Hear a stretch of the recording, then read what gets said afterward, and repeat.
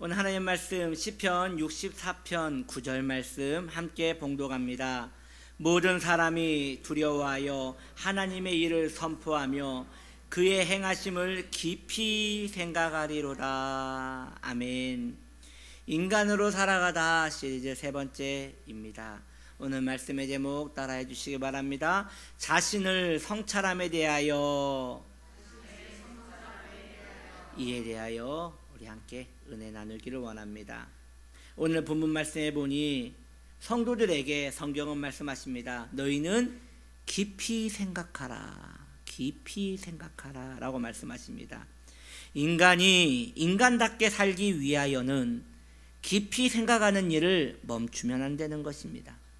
특히 자기 자신에 대하여 깊이 생각하는 것은 동물은 하지 못하는 오로지 인간만 할 수 있는 지적 능력인 것입니다. 그러므로 생각하지 않는 것은 인간이기를 포기하는 것과 같은 것입니다. 그리고 자기 자신을 깊이 헤아려서 생각하는 것을 바로 오늘 설교 제목과 연관되는 성찰이라고 하는 것입니다. 성찰을 하기 위해서는 먼저 자신의 무지를 인정해야 합니다. 내가 알지 못하는 사람이구나 라는 것을 인정을 해야 한다는 것입니다. 내가 얼마나 무지한 사람인지 객관적이며 자신을 진실하게 바라볼 수 있는 자가 성찰을 할 수 있는 것이에요.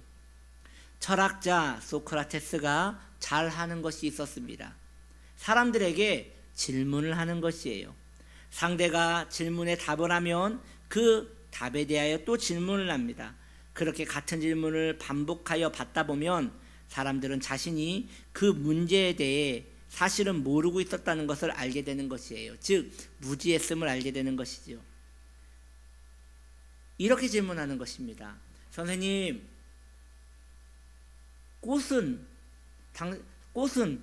선생님이 볼 때 저 꽃은 어떻게 보이십니까? 라고 말할 때 그 상대방은 꽃이 참 아름답네요, 꽃이 참 이쁘네요 라고 대답을 합니다. 그럼 소크라테스는 그렇다면 아름다운 것은 무엇입니까?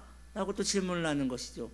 그러면 상대는 보기에 좋은 것이지 않겠습니까? 라고 얘기를 하면 그러면 보기에 좋은 것은 어떻게 감각되는 것입니까? 이렇게 꼬리에 꼬리를 물고 계속 묻는 것이 바로 소크라테스의 질문 방식이고, 이것을 학습법에서는 이제 삼파술이라고 가르치기도 합니다. 논리학에서 나오는 이야기들이지요. 사람들은 이처럼 소크라테스가 집요하게 질문을 하는 것을 싫어하였습니다. 그와 대화를 하다 보면 자신의 무지를 알게 되었기 때문입니다. 그래서 자신의 무지를 기어코 증명해내는 질문자 소크라테스가 미운 것입니다. 국가의 중대사를 맡고 있는 관리들도 그런 소크라테스를 미워했습니다. 왜냐? 그들 또한 질문으로 너무나 많은 수모를 당했기 때문이지요. 그래서 결국 소크라테스는 그를 미워하는 자들에 의하여 사형을 당하게 되는 것입니다. 소크라테스가 왜 죽었을까? 누군가 저에게 묻는다면 저는 다른 이의 무지를 드러내었기 때문에 죽었다라고 말하고 싶은 것입니다. 자신의 무지함을 누군가 알려준다면 자신의 발전을 위하여 고마워해야 할 것 같은데, 이러한 역사를 보면 오히려 자기 성찰을 돕는 이들을 미워하는 것이 바로 인간의 본성임을 알 수 있는 것이에요. 이로 알 수 있는 것은 대부분 인간은 자신의 무지를 드러내기를 싫어합니다. 그러나 지혜자의 마음은 자신의 무지를 드러내기를 기뻐하는 것입니다. 무지를 드러내는 것은 누구나 할 수 있는 것이 아니에요.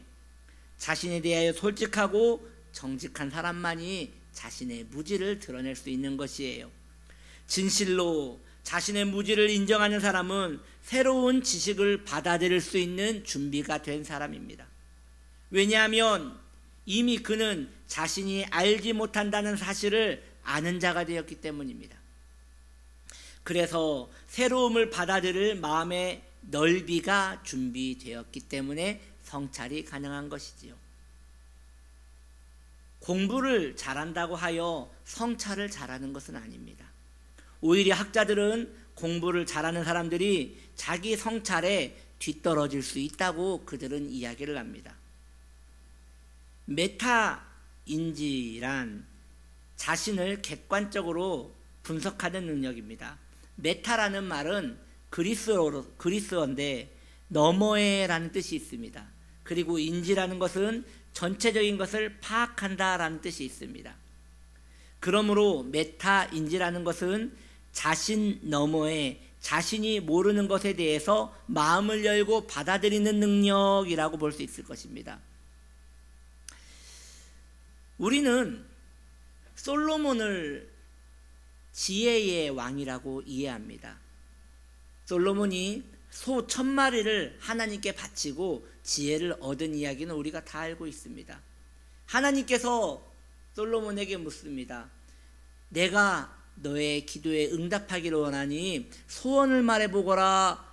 꼭 알라딘의 지니같이 하나님께서 직접적으로 그렇게 물어보시는 거예요. 정말 대박이지 않습니까? 우리에게 그렇게 질문한다면 우리는 참 많은 것을 이야기할 것 같습니다. 저는 마음의 준비가 되어 있습니다.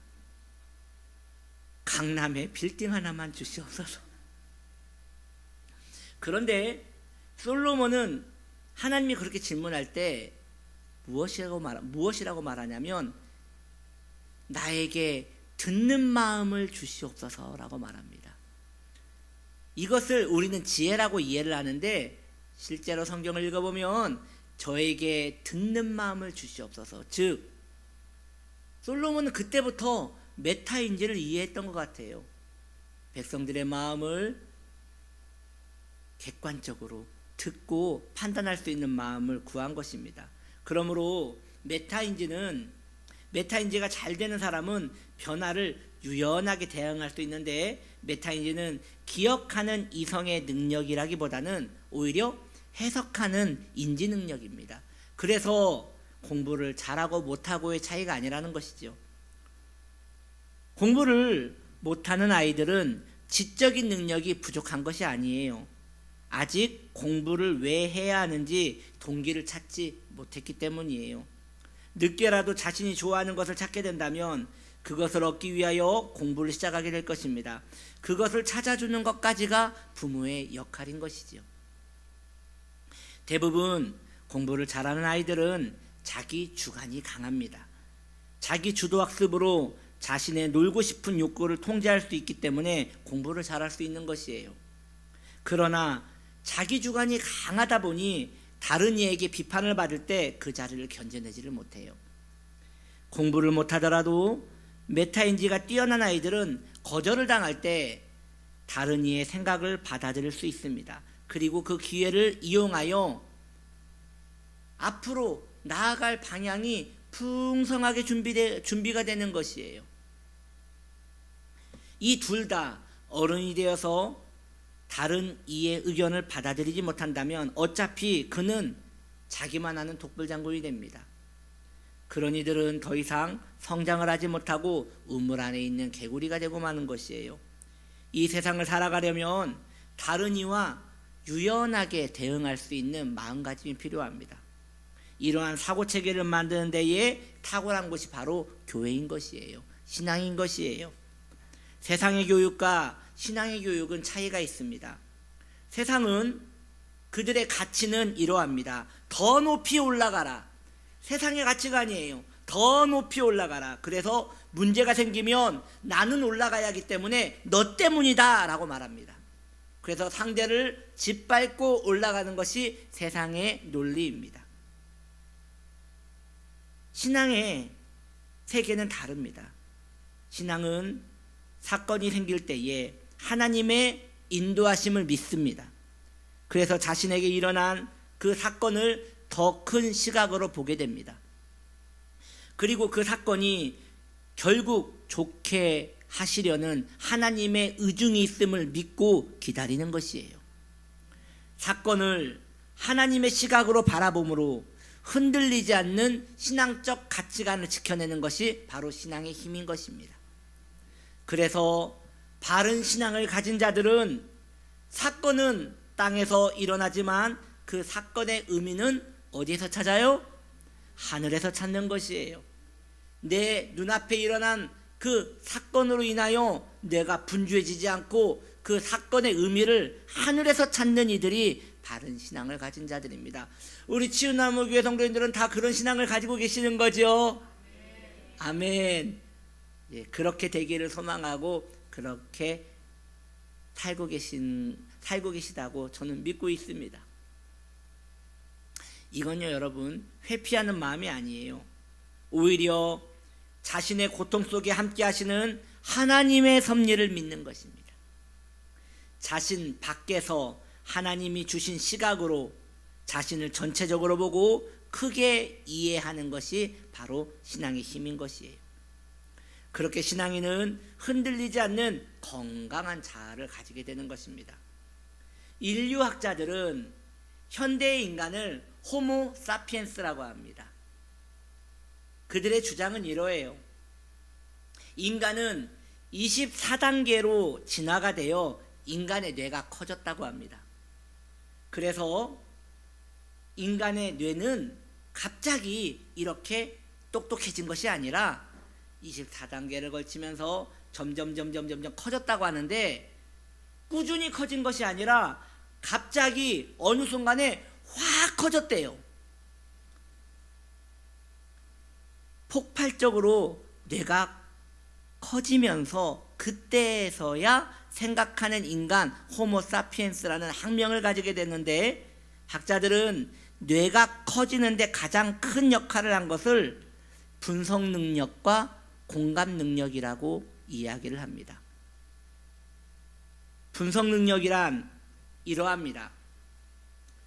딱 보고 비슷한 것은 비슷한 것끼리 모으고 틀린 것은 틀린 것끼리 모아서 거기에서 나에게 좋은 것은 흡수하고 나에게 싫은 것은 버리는 것이 바로 분석 능력입니다.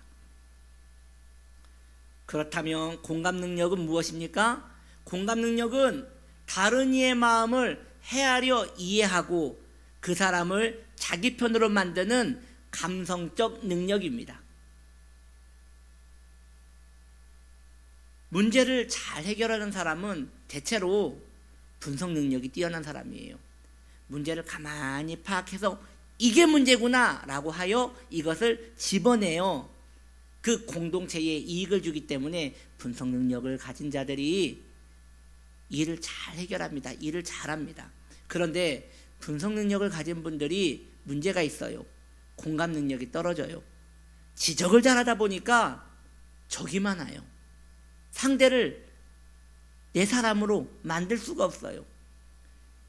그렇다면 반대로 다른 이들을 포용하고 내 사람으로 만들고 함께 갈 사람들로 만드는 이들은 공감 능력이 뛰어난 분들이에요.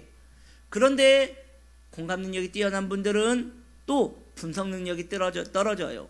그래서 친구는 많은데 늘 손해를 봐요. 그로 인하여 분석 능력과 공감 능력을 함께 가지는 것은 참으로 힘든 것 같아요.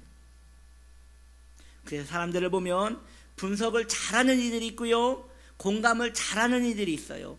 이 둘을 통합적으로 잘하는 이들은 찾기 어려워요.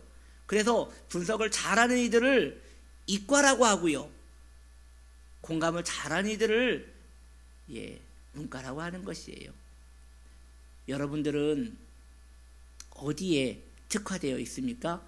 이 이야기를 듣고 나는 이러한 사람이구나 라고 대략 감을 잡았을 것 같아요. 그런데 여러분, 이 이야기를 들으면서 이 두 가지가 다 필요하지 않습니까? 내 안에 나의 문제를 찾기 위해서는 이 두 가지는 더 필요합니다. 다른 이에게 대할 때는 분석 능력만 뛰어나면 되고요, 공감 능력만 뛰어나면 돼요. 둘 다 안 가져도 돼요. 그런데 문제는 나에게 적용하여 생각하면 또 다른 이야기가 되는 거예요. 나에 대하여 생각할 때 말이죠, 자기 반성이 뛰어난 사람은 성장을 합니다. 그런데 자기 반성이 뛰어난 사람들은 남을 비판해요. 왜냐? 그 기질이 그렇기 때문이에요. 그래서 공감 능력이 뛰어난 사람은 자기 애가 많아요. 자기를 충분히 공감해줘요. 그렇기 때문에 다른 이에 대해서도 충분히 공감을 해줘요. 자기 자신을 비판하고 그것을 끌어안을 수 있는 공감 능력을 함께 가져야 그 사람 마음에 통합된 자아가 만들어지는 것입니다. 이것을 우리에게 분명하게 이해시킬 수 있는 것이 바로 신앙의 힘인 것이에요. 여러분 경험해 본 적 있습니까? 기도를 해보십시오. 기도하는 이들은 자신 안에 있는 문제를 객관적으로 파악합니다. 그리고 그 문제에 대하여 비판합니다. 이후에 하나님의 은혜로 그 문제가 내 문제임을 알고 그것을 공감합니다. 하나님한테서 위로를 받는 것이지요. 그렇게 신앙인은 자신 안에 있는 비판과 자신 안에 있는 공감을 함께 어우를 수 있게 되는 것입니다. 신앙은 우리에게 분석과 공감을 하나로 만들어 통합된 인간상을 만들어주는 것입니다. 자신의 자아가 통합된 사람은 미래에 대하여 두려워하지 않아요. 왜냐하면 내가 나를 알기 때문인 것이지요. 어려움을 당해도 뚫고 나가는 능력이 생기는 것입니다. 그는 과거에 부족한 자기를 알고 그럼에도 자기를 이해할 수 있는 자신 안에 있는 더 큰 자아를 만났기 때문입니다. 분석만 잘하는 사람은 결국 환경을 분열시킵니다.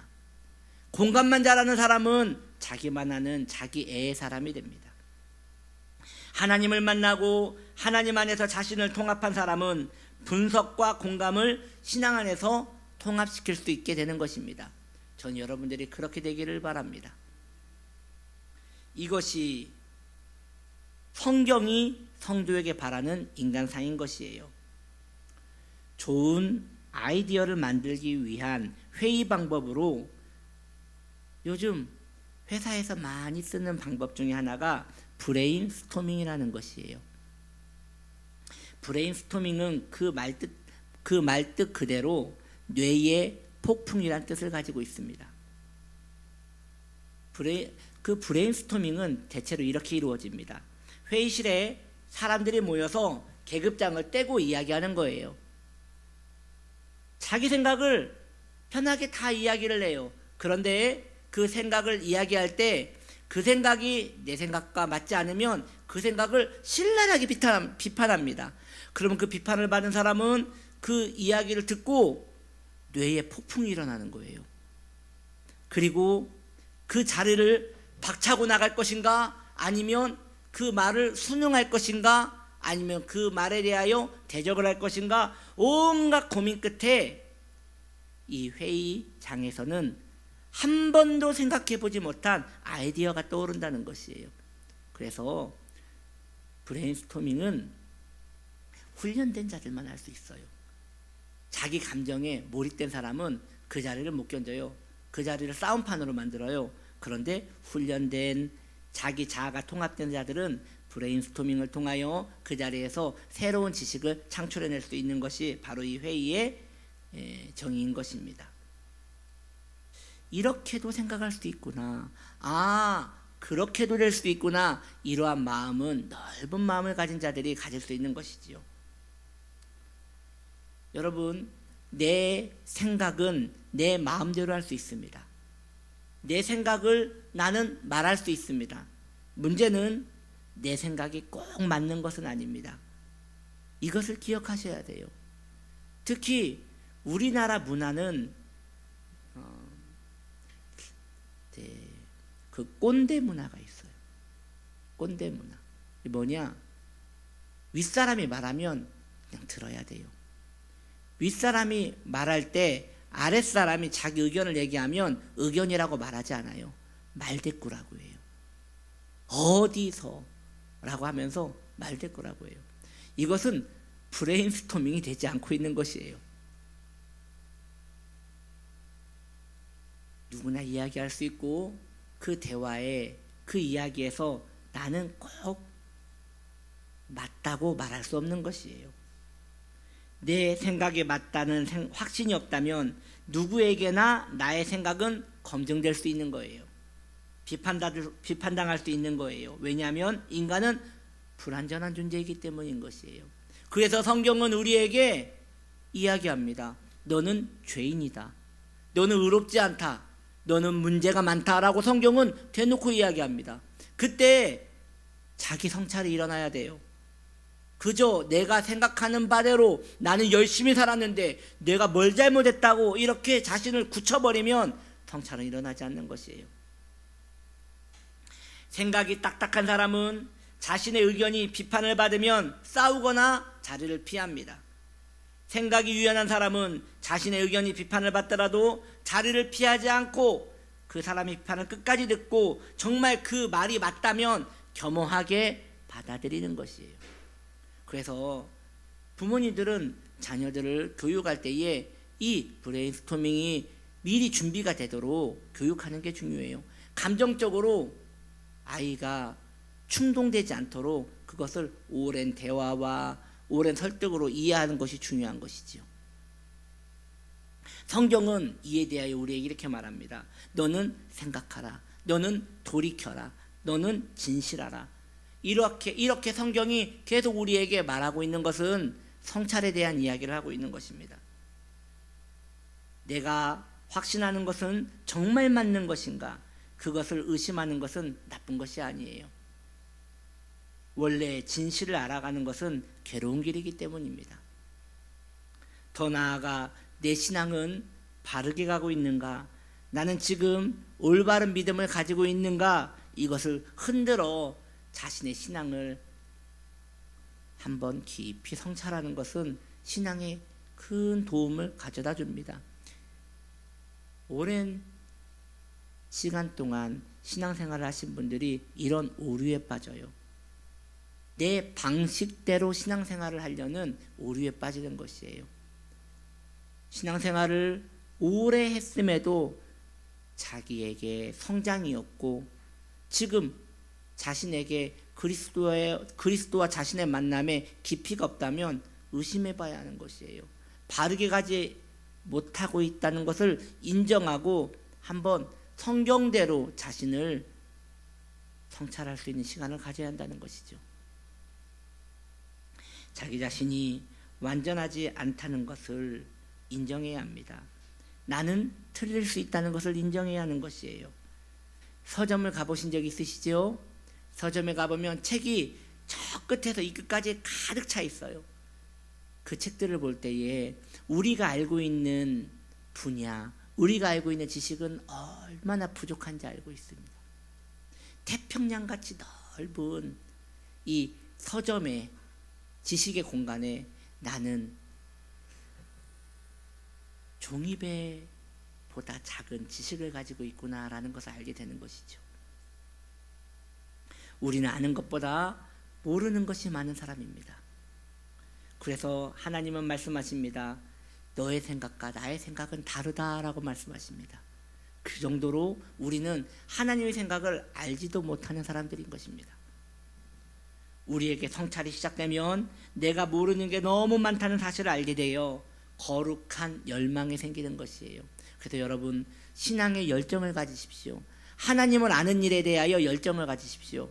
열정이 없는 자는 신앙이 떨어진 자가 아닙니다. 신앙이 죽은 자입니다. 그에게는 진리에 대한 빛이 없기 때문에 그렇게 무지 속에서 담대하게 살 수 있는 것입니다.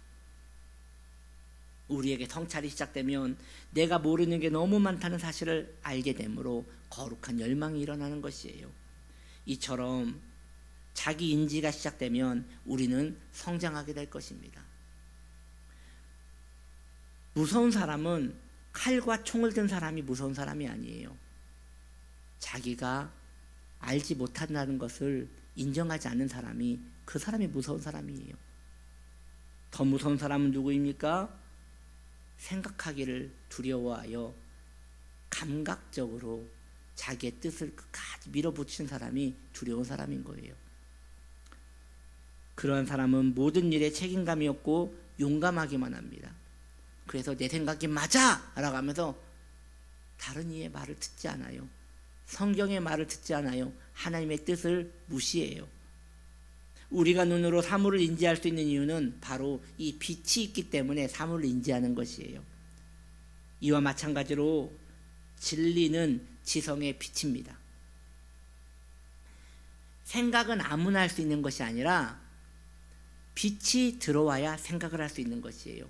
진리라는 빛이 나를 밝혀야 그때부터 생각을 할 수 있게 되는 것입니다. 진리가 있어야 참된 자아를 볼 수 있다는 것이지요.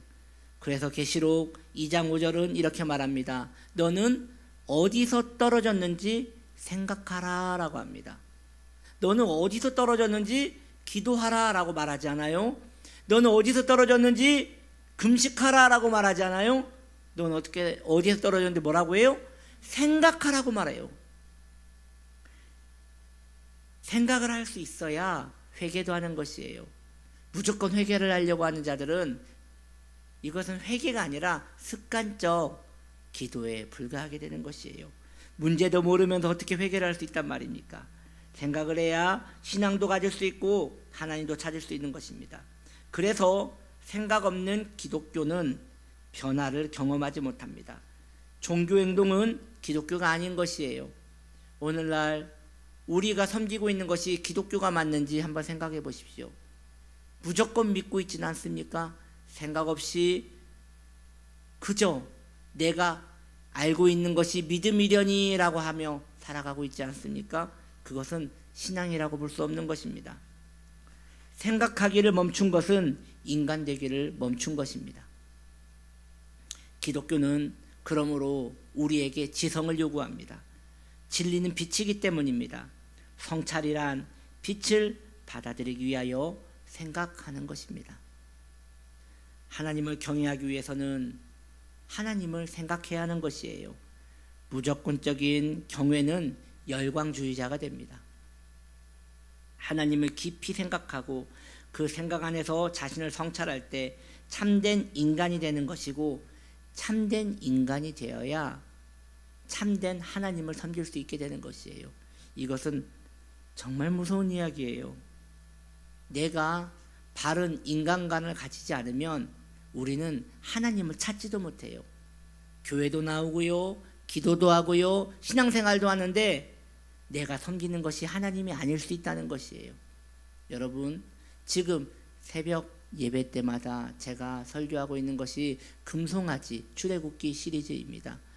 그 이야기에서 알 수 있듯이 이스라엘 백성들이 그렇게 여호와 하나님을 찾다가 모세가 잠시 없어지자 금송아지를 섬기게 됩니다. 왜 그렇습니까? 하나님을 알지 못하기 때문인 것입니다. 그래서 호세아 선지자는 죄가 무엇이냐? 하나님을 알지 못하는 것이 죄라고 말합니다. 여러분들은 생각하셔야 합니다. 기독교가 무엇인지, 하나님이 누구신지, 내 신앙은 무엇인지 생각하셔야 합니다. 생각이 멈추면 신앙도 멈추는 것입니다. 부지런히 성경을 읽으시고 그 성경의 빛으로 자신을 성찰하시기를 축복합니다.